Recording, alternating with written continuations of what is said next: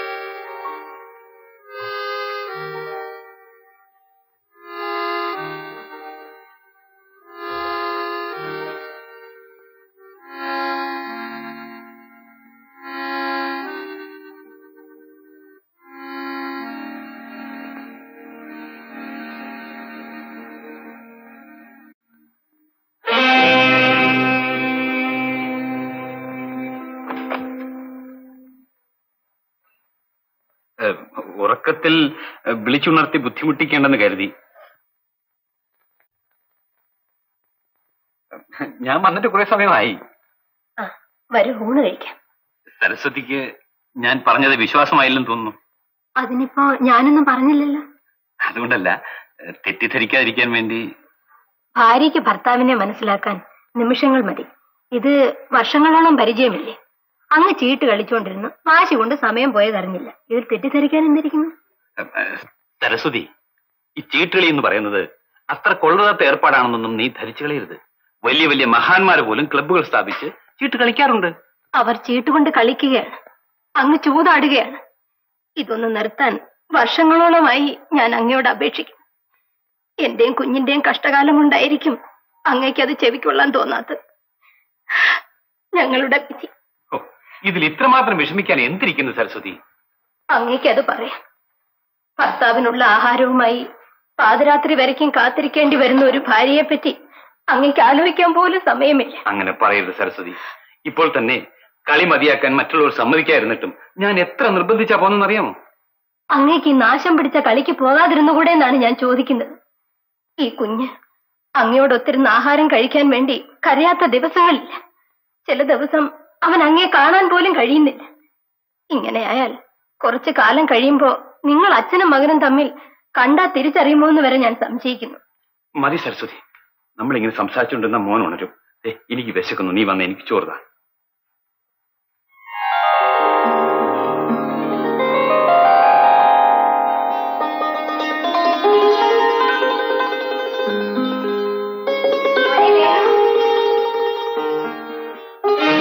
ആഹാ, നിന്റെ അച്ഛന്റെ തൊഴിൽ നീയും തുടങ്ങി. ഈ ചീട്ടെടുക്കരുത് നിന്നോട് ഞാൻ പറഞ്ഞിട്ടില്ലേ?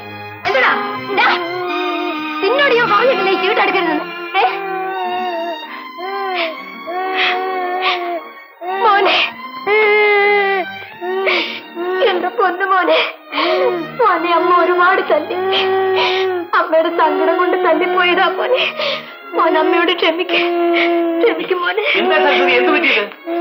നിങ്ങൾക്ക് ഈ നാശം പിടിച്ച ചീട്ട് കൂടിയ കഴിയുന്നവരെയും എവിടെങ്കിലും ഒളിച്ചു വെച്ചുകൂടെ? എന്തിനാ എന്റെ മോന്റെ കയ്യിലെടുത്ത് കൊടുത്തത്? അവൻ ഈ ചീട്ടൊന്ന് എടുത്തു പോയതിനാണോ ഇത്ര വലിയ ബഹളമൊക്കെ ഉണ്ടാക്കിയത്? നിങ്ങൾക്കത് പറയാം. എനിക്ക് ഈ ചീട്ട് കാണുന്നത് തന്നെ പേടിയാണ്. നീ ഇങ്ങനെ ബുദ്ധിയില്ലാതെ സംസാരിക്കുന്നു.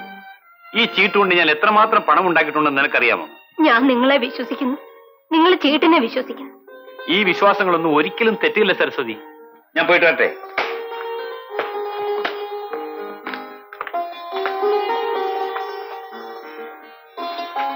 ഇന്നും രാവിലെ തന്നെ പുറപ്പെടുകയാണ്.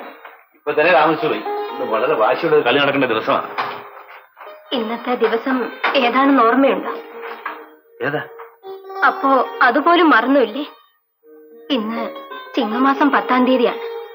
ഓ, ഇന്ന് നമ്മളുടെ വിവാഹത്തിന്റെ വാർഷിക ദിവസമാണല്ലേ? അപ്പോഴൊന്നും വളരെ നല്ല ദിവസമാണല്ലോ. ഇന്നത്തെ ചീട്ടുകളിയിൽ വിജയം എനിക്കാണെന്നുള്ള കാര്യത്തിൽ യാതൊരു സംശയമില്ല. ഇന്ന് ക്ഷേത്രത്തിൽ പോകണ്ടേ? ക്ഷേത്രത്തിൽ നീ മോനോട് പോയാ പോരെ? അതുപോരാ. അന്ന് അങ്ങ് കല്യാണ മണ്ഡപത്തിൽ വെച്ച് തന്ന മന്ത്രക്കോടിയും എടുത്തുകൊണ്ട് അങ്ങയുടെ കൂടെ ഇന്ന് ഞാൻ ക്ഷേത്രത്തിൽ പോകുന്നുണ്ട്. അങ്ങനെയാണെങ്കിൽ നമുക്ക് സന്ധ്യാപൂജയ്ക്ക് പോകാം. നീ ഒരുങ്ങി നിന്നോളൂ, ഞാൻ പോയി വരട്ടെ. അതെങ്ങനെ ഒരുങ്ങി നിൽക്കുന്നത്? കല്യാണപ്പുടവ എടുത്ത് എന്റെ കൈ തരേണ്ടത് അങ്ങല്ലേ? ഓഹോ, ശരി, എന്ന് അതെല്ലാം എടുത്തു വെച്ച് തയ്യാറായി നിന്നോളൂ. ഇനി എനിക്ക് സംസാരിക്കാൻ സമയമില്ല. നീ എനിക്ക് വിജയം ആശംസിക്കുന്നു. ദയവ് ചെയ്ത് എന്നെ ഇങ്ങനെ ശിക്ഷിക്കരുത്. എന്റെ ഭർത്താവിന്റെയും കുഞ്ഞിന്റെയും എന്റെയും നാശത്തിന് വേണ്ടി ഞാൻ ആശംസിക്കാനും. വേണ്ട, നീ ആശംസിച്ചില്ലെങ്കിലും വിജയം എന്റെ പക്ഷത്താണ്. കാരണം ഐശ്വര്യ ദേവതയായ നീ സദാസമയം എന്റെ കൂടെ ഉണ്ട്. ഇതാ നോക്കൂ.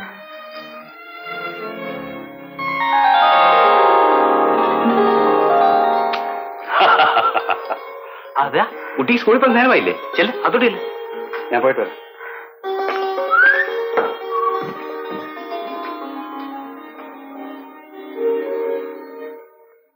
ആടി വരുന്നു